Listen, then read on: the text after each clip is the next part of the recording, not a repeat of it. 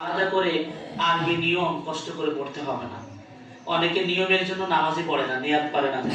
এটা না, মুখে উচ্চারণ। আপনি মনে মনে সংকল্প করেছেন ঈদের সালাত আদায় করতে যাচ্ছেন, ইমামের পিছনে 6 তাকবীরের সাথে হয়ে গেছে, ঈদের সালাত মানে ঈদুল ফিতরের নিয়াত হয়ে গেল। এরপর হচ্ছে যে ইমাম সাহেব কি করবে, প্রথমে তাকবীর দিবে আল্লাহু আকবার, দিয়ে সানা পড়বে।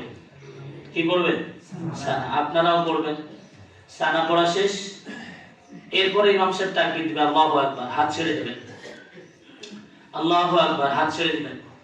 কত গেছে? প্রথমে একটা আর দুইটা, তিনটা। চতুর্থ তাকবীরে আল্লাহু আকবার।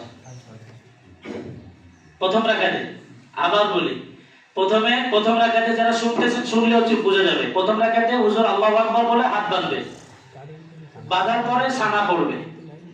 সানা পড়ার পরে আল্লাহু আকবার, হাত ছেড়ে দিবে। আল্লাহু আকবার, হাত ছেড়ে দিবে। আল্লাহু আকবার।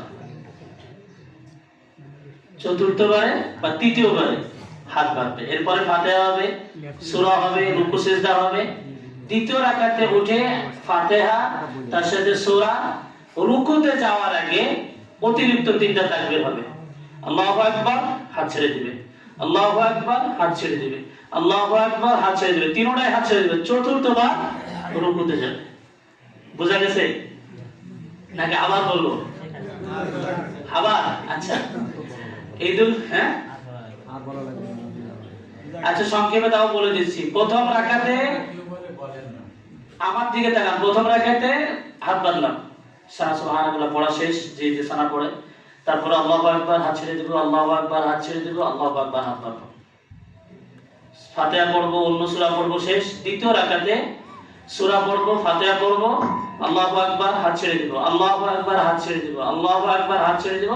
চতুর্থ তাকবীরে আল্লাহু আকবার, রুকুতে চলে যাব। ঠিক আছে ইনশাআল্লাহ।